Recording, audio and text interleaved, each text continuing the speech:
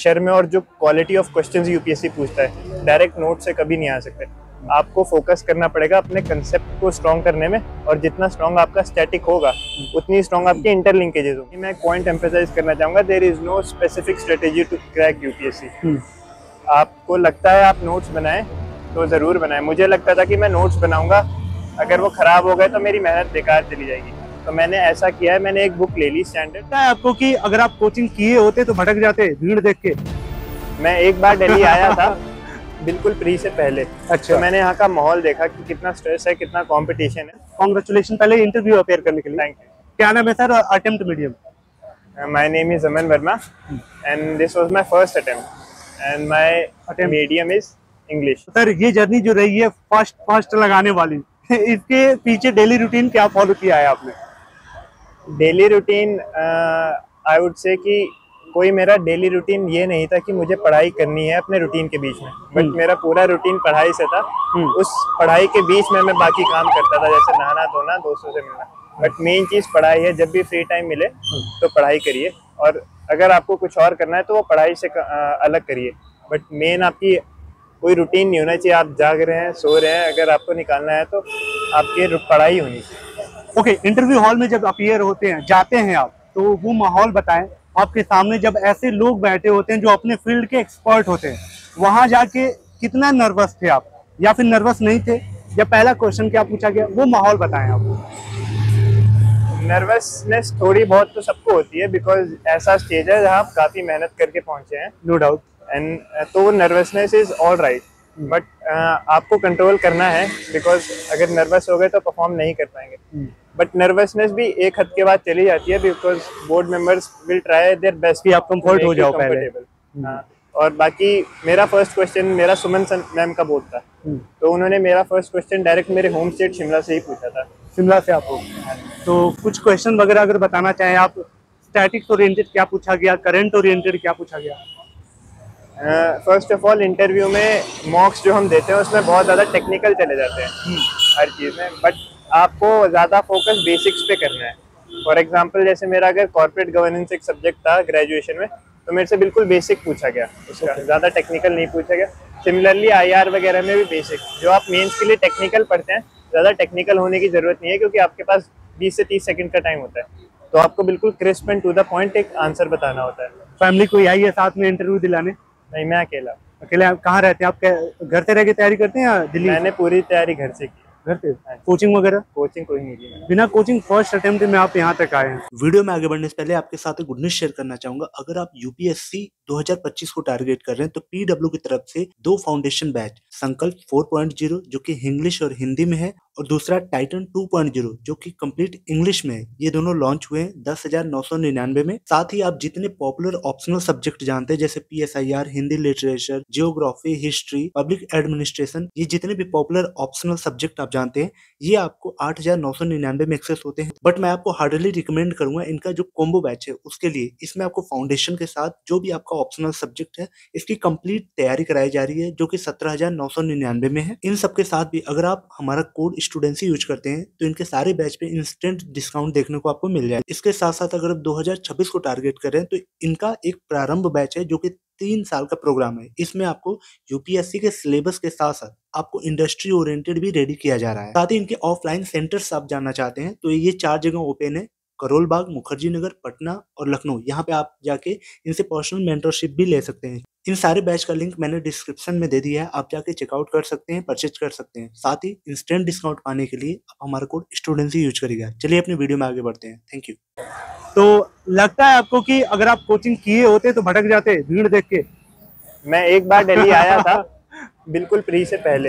अच्छा। तो मैंने यहाँ का माहौल देखा कि कितना स्ट्रेस है, कितना कंपटीशन है, और प्लस मैं किसी कोचिंग को ब्लेम नहीं कर रहा, बट उनका भी एक जरूरी है कोचिंग। जिन लोगों को जरूरत है देते ही है, डायरेक्शन है, बट ऐसा नहीं है कि सबको जरूरत है। वो एक इनसिक्योरिटी का माहौल है जिसमें लगता है कि कोचिंग के बिना क्लियर किया ही नहीं जा सकता। Coaching is just a medium, और अगर आपको लगता है आपको जरूरत है देन आई वुड से कि डेफिनेटली जाइए। बट अगर आप में कॉन्फिडेंस है और आपको लगता है कि आप कर सकते हैं, main thing is self study. अगर आप कोचिंग भी कर रहे हैं तो at least 50% of time self study को देना होगा, क्योंकि सेल्फ स्टडी ऐसी चीज़ है जो कोई कोचिंग रिप्लेस नहीं कर सकती।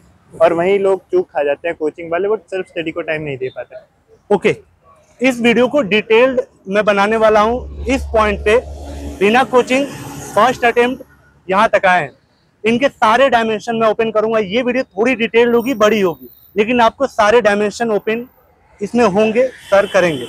तो सर इस चीज़ को थोड़ा सा आप सब्जेक्ट वाइज बताएं कि बिना कोचिंग के आपने यहाँ तक आए, यानी जहाँ से जो रिसोर्स मिल रहा होगा आप अपने नोट्स में डालते गए होंगे, बहुत सारा फोकस किया होगा, कहीं न कहीं से आप कुछ मिल जाए आप अपने नोट्स में लगाने के लिए।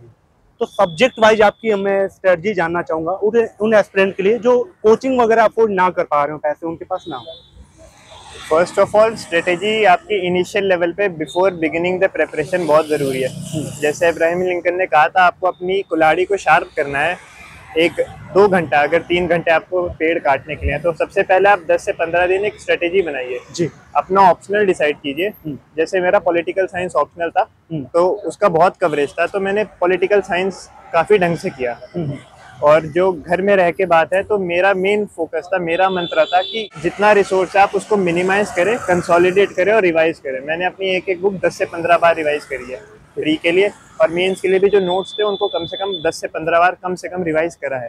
ज़्यादा मैंने नॉलेज के पीछे भागा नहीं, जो मुझे आता था मैंने उसको यूटिलाइज किया। पॉलिटिकल साइंस से मेरा एसए एथिक्स काफ़ी कवर हो गया था, और वही नॉलेज मैंने बाकियों में भी लगाई है। मेंस में मेरा मेन मंत्र था इंटरलिंकिंग ऑफ सब्जेक्ट। अगर आपके पास कोई आंसर लिखने का मटेरियल नहीं है, उसके डायमेंशंस खोल दीजिए, political dimension, economic dimension, scientific dimension, ethical dimension, ऐसे खोलेंगे। और प्री के लिए आपकी सबसे ज़्यादा प्रेशर हैंडलिंग ज़रूरी है। पेपर में आपको रिवाइज करना है, उसके बाद प्रेशर हैंडलिंग, बिकॉज सीसेट के इस बार ऐसा पेपर आया था, बिल्कुल लोग प्रेशर हैंडलिंग नहीं कर पाए थे, तभी वो हो गया। यूपीएससी चाहे जो भी चेंज करे, आपको इनसिक्योर नहीं होना, क्योंकि जो आप पढ़ रहे हैं वही सब पढ़ रहे हैं। डिफरेंस यहाँ आ जाता है कि आप उस चीज़ को कितने ढंग से पढ़ रहे हैं। आप कुल मिला के आपके जर्नी में मुझे जहाँ तक लगता है आपके नोट्स बहुत शानदार रहे होंगे, या फिर आपने नोट्स बहुत अलग अलग सोर्स से बनाए होंगे। तो ये नोट्स के सोर्स क्या रहे हैं आपके? एनसीईआरटी, स्टैंडर्ड बुक, यूट्यूब या फिर गूगल? किन डायमेंशन को आपने टच करके अपने पूरे प्रॉपर नोट्स बनाए, और कितना लंबा बनाया है, और साथ ही पहले टचअप में बनाया है, पहली रीडिंग में, या 2-3 रीडिंग करने के बाद बनाया? अब पहले मैं आपको बता दूं, मैंने नोट्स बनाए नहीं। क्या बात है। मैंने मेंस के लिए भी नोट्स नहीं बनाए भाई साहब। ओके, मैं आपको ऑनेस्टली बता रहा हूँ, मैं कोई इसमें वो नहीं बता रहा। मैंने जो किया है, क्योंकि मेरा अपनी स्ट्रेटेजी, यही मैं पॉइंट एम्फेसाइज करना चाहूँगा, there is no specific strategy to crack UPSC. आपको लगता है आप नोट्स बनाएं तो ज़रूर बनाएं। मुझे लगता था कि मैं नोट्स बनाऊंगा, अगर वो ख़राब हो गए तो मेरी मेहनत बेकार चली जाएगी, तो मैंने ऐसा किया है, मैंने एक बुक ले ली स्टैंडर्ड, जिसमें बेस मटेरियल था, और बाकी जितने भी मुझे आसपास के रिसोर्सेज मिले, मैंने उसी बुक में सबको कंसोलिडेट कर लिया, वो मेरे नोट्स थे। ओके, उसी बुक्स में लिखते चले गए, ऐड ऑन करते चले गए। और मैंने अल्टीमेट फोकस रिवीजन पे किया, क्योंकि मेंस के सब्जेक्ट में आप चाहे जितने कॉम्प्रिहेंसिव नोट्स बना ले, उस प्रेशर में और जो क्वालिटी ऑफ क्वेश्चंस यूपीएससी पूछता है, डायरेक्ट नोट से कभी नहीं आ सकते। आपको फोकस करना पड़ेगा अपने कंसेप्ट को स्ट्रॉन्ग करने में, और जितना स्ट्रॉन्ग आपका स्टैटिक होगा उतनी स्ट्रॉन्ग आपकी इंटरलिंकेजेस होंगी। तो मेन फोकस अपना एनालिटिकल एबिलिटी डालने पे है। जब आप रिवाइज करें, तो अगर पॉलिटी रिवाइज कर रहे हैं, उसके साथ ज्योग्राफी को भी रिवाइज करिए, लिंक करिए, हर चीज को लिंक करके पढ़िए। मेन चीज link, interlinking and analysis ability है। इंटरव्यू में भी वही देखना है। Knowledge is just an aspect, सब आप नॉलेज का समंदर है, आप नहीं कर सकते। आपको क्रिस्प पढ़ना है और उसको एनालिटिकल पढ़ना है, कि अगर कोई अनएक्सपेक्टेड क्वेश्चन आ जाए, उसको मैं अपनी एनालिटिकल एबिलिटी से कैसे सॉल्व कर सकता हूँ, वो मेरी स्ट्रेटेजी थी। ओके, इस गैप को थोड़ा भरते हैं। जो लोग कहते हैं कि आपको एकदम पतला सा नोट्स बनाना पड़ेगा, ताकि एग्जाम से 10-15 दिन पहले या फिर एग्जाम टाइम में भी उसको जल्दी जल्दी रिवाइज किया जा सके। आपने पूरी बुक्स में ही वैल्यू एडिशन करते चले गए, इतनी मोटी बुक थी सारी, सब सब्जेक्ट की। लास्ट मोमेंट में वो रिवीजन फिर कैसे किया आपने? प्रेशर नहीं है आपको, या पहले क्लियर कर लिया प्रेशर? ये जो आपका नोट्स का था, मैंने नोट्स नहीं बनाए, लेकिन लास्ट मिनट में मैंने बिल्कुल 2 दिन पहले एक माइक्रो नोट्स बना रहे थे, जिसमें मैंने कोई कंसेप्ट नहीं लिखा। मैंने वैल्यू एडिशन मटेरियल लिखा, जैसे डाटा कोड करना हुआ, कोई फेमस कोट्स कोड करना, फ्लो चार्ट वाइज, बिल्कुल फ्लो चार्ट वाइज। जैसे मेरा पॉलिटिकल साइंस ऑप्शनल था और एथिक्स होता है, तो मैंने सारे कीवर्ड्स लिख लिए। जैसे पॉलिटिकल साइंस में कॉम्प्लेक्स इंटरडिपेंडेंस, एथिक्स में इंटेग्रिटी, ये सब लिख लिए, और उसको 5 मिनट पहले देख लिए कि ये मुझे आंसर में डालना है, ताकि मेरा जनरल आंसर में ये डालूंगा तो एक वो एकेडमिक आंसर लगेगा। तो बिल्कुल माइक्रो नोट्स आप 1 हफ्ते पहले बना सकते हैं, बिकॉज आपको अपना आंसर डिफरेंशिएट करना है, तो उस टाइम आपको ऐसी चीजें पढ़नी होंगी जो आपके बिल्कुल माइंड में रहे मेंस में लिखने के लिए। तो ये था मेरा। तो गाइस ये वीडियो बहुत ही क्रिस्प और क्लियर है। मे भी ये थोड़ी डिटेल्ड वीडियो जा रही है, आपको चीजें समझ में आ रही होंगी। कैसी लग रही है कमेंट करते चले। अगर कोई क्वेश्चन छूट रहा है मुझसे वो भी करते चले, मैं ताकि अगले टॉपर कैंडिडेट को पूछता चलूं। ये बहुत डिटेल्ड वीडियो बन रही है। तो सर आपके ये तो रहे स्ट्रेटजी कि आपने बताया अपने नोट्स और फर्स्ट अटेम्प्ट का और बिना कोचिंग का सारी चीज आपने बता दी। ड्यूरिंग प्रिपरेशन आपकी जो पर्सनालिटी ग्रूम होती है, इनहेंस होती है। आपको लगता है कि एक सिविल सर्वेंट बनने के लिए ड्यूरिंग प्रिपरेशन ही आप अपनी पर्सनालिटी को इनहेंस करते हैं, तो आपके डायमेंशन क्या रहे हैं अपनी पर्सनालिटी को लेकर? फर्स्ट ऑफ ऑल ये पेपर इतना हम्बलिंग करने वाला है कि आई नो मेरे कई फ्रेंड्स हैं मेरे से ज़्यादा नॉलेज बेस है, मेरे से ज़्यादा डिजर्व करते थे, बट फॉर सम रीज़न नहीं हो पाया। तो आपको ये एग्जाम में मेरी सबसे मेन सीख है, फर्स्ट ऑफ ऑल आप किसी को बिलीव ना करिए कि यही तरीका है श्योर शॉट। आप अपने ऊपर बिलीव रखिए, जो आपको लगता है सही करे उसको आप रिस्क लीजिए और उसको कॉन्फिडेंस से खेलिए। एंड सेकेंड ऑफ ऑल एक फिलॉसफी है एथिक्स में, निष्काम कर्म। आपका केवल काम कर्म करने का है, बाकी there are so many variables. अगर आप उनके बारे में सोचेंगे तो वो आपको प्रेशर देगा, और प्रेशर हमेशा नेगेटिव खेलता है। तो जब भी आप एग्जाम से पहले की मेंटालिटी, एक हफ्ते और एक दिन की मेंटालिटी, वो is a change, game changer. आपने जितना पढ़ा हो, लेकिन एक हफ्ते और एक दिन पहले आपको बिल्कुल पॉजिटिव माइंडसेट से रहना है कि मैंने पढ़ा है बस, और मुझे करके आना है, निष्काम कर्म। तब कोई प्रेशर लेने की जरूरत नहीं है। ये मेरी पर्सनैलिटी में सबसे इम्पोर्टेंट चीज है। ओके, प्री में कितने मॉक टेस्ट आपने लगाए? मेंस की कितने घंटे आंसर राइटिंग की? प्री में मैंने मॉक टेस्ट की यूटिलिटी है कि नंबर्स पे कोई इट डज नॉट डिपेंड कि आपने कितने दिए। आपको एक अपनी स्ट्रेटेजी बनानी होती है प्री के लिए। जैसे एक कई लोग होते हैं जो एग्रेसिव अटेम्प्ट करते हैं, तब उनके ज़्यादा नंबर आते हैं, और कई होते हैं जो कम अटेम्प्ट करते हैं, उनकी नेगेटिव मार्किंग कम होती है। तो आपको वो स्वीट स्पॉट ढूंढना है। आपकी जो स्ट्रेटेजी बन गई है वो आपको असली पेपर में देना है, चाहे अनटिल अनलेस बहुत ज़्यादा डिसरप्टिव पेपर आ जाए, तब you have to adapt yourself. But जो आपने स्ट्रेटेजी बनाई है उसको एक स्वीट स्पॉट उसके हिसाब से करना, और कोई भी मॉक टेस्ट पीवाईक्यू को नहीं तोड़ सकता। आप पीवाईक्यू पे सबसे ज्यादा फोकस कीजिए और उनके ऑप्शंस को एनालाइज कीजिए, क्योंकि there is massive repetition from options.